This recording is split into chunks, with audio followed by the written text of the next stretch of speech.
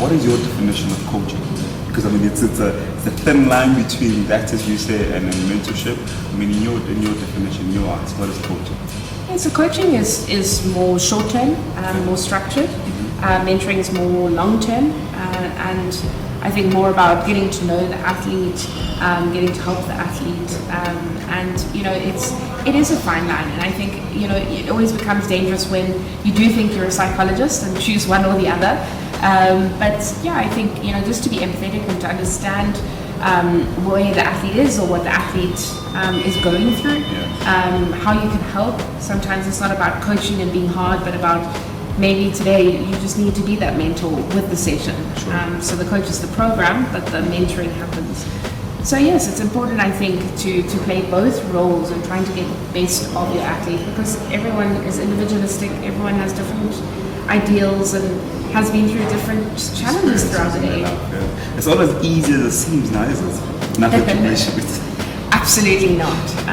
And again, these high school coaches probably have groups of 30, 40 kids that they're busy coaching. There are individual sports, there's team sports.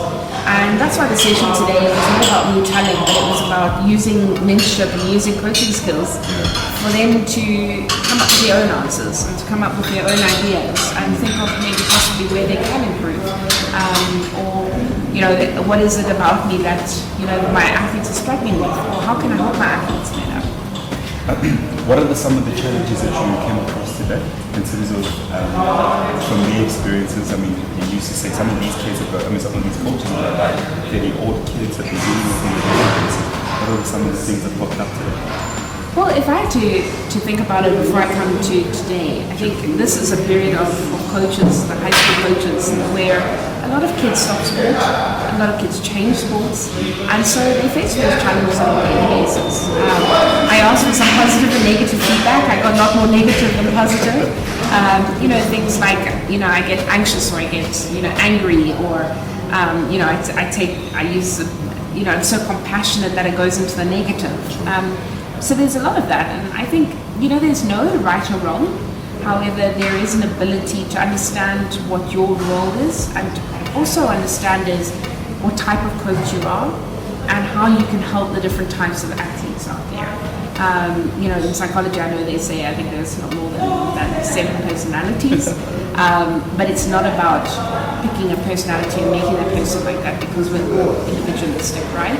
It is more just how can I help that athlete on that day, and how can I help them the next day and the next day, and how can I keep the love for sport going, and throughout life and throughout, if I speak about myself, I had the love of sport right until I retired, and I retired because I'd achieved everything and I had nothing more to do, and therefore you don't really love it that much anymore because you've got nothing to strive for. So ultimately, there's different styles, different ways, and different coaches, and different athletes as well. And athletes are not easy to coach. No. From what I'm understanding, they're not. And that's why I think you can have the best of the players in your team, but because coaching them is the hardest part, and you're not always winning and not getting the results that you desire. So it's true what you say. And going back to you having achieved everything in the sports of swimming, you've done quite a lot.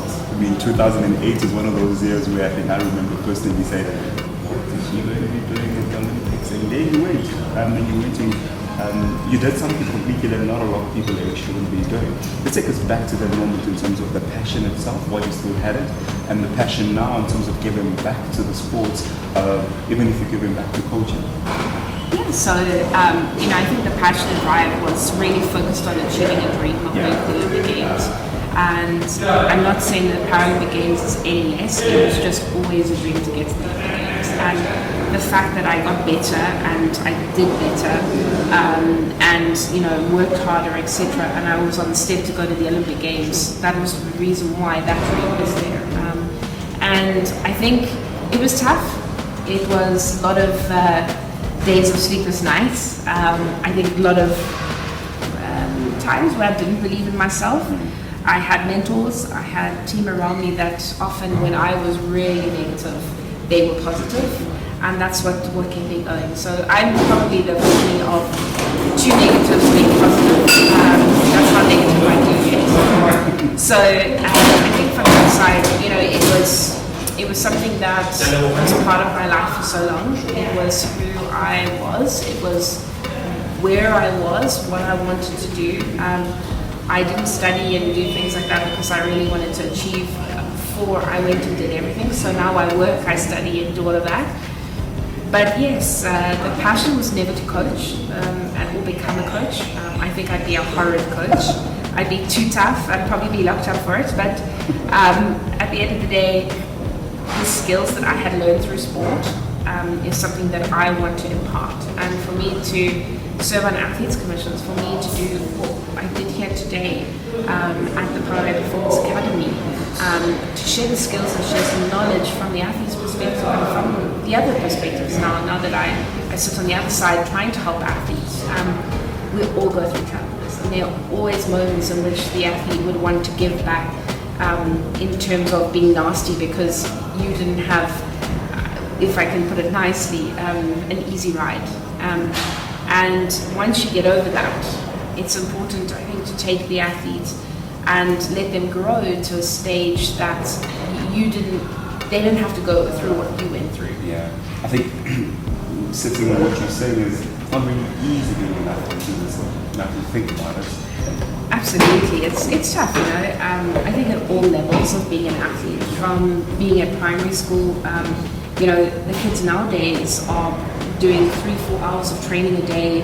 Whereas when I was growing up, I did an hour a day, if that, you know, once a day, till the age of 14. When I was 14, did I become serious and I moved to senior coach. Before then, I loved it. You know, it was, I go to training because they're my friends and I loved working out. And at 14, it became serious. So ultimately, I think there's a lot of pressure on kids nowadays. Then you get your high school kids are, you know, I need to go to university, I need to study, there's no money in sport.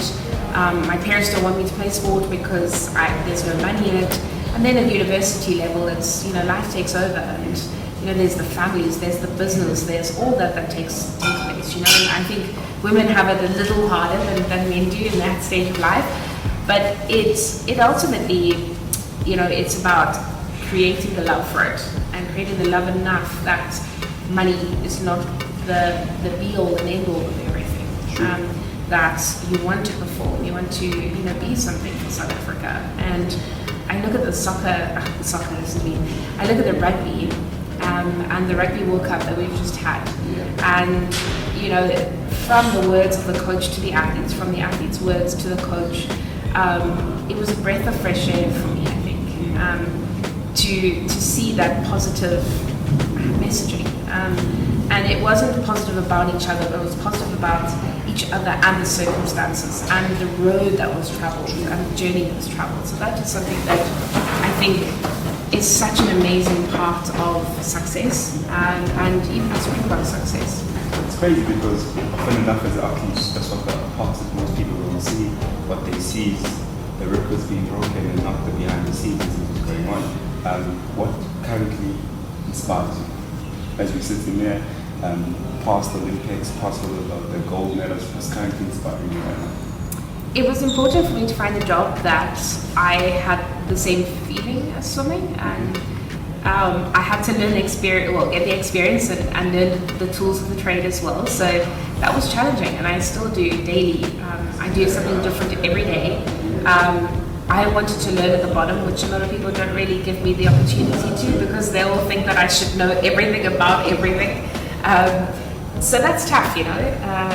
But yes, it's to have the same passion, to find the passion that I had for swimming in what I do now, and what I currently do is social media for businesses. So ultimately, it's communications, and ultimately to build someone's brand, to make them better. You don't always see the end result, but to take them on that journey of being the best that they can be is something that you know is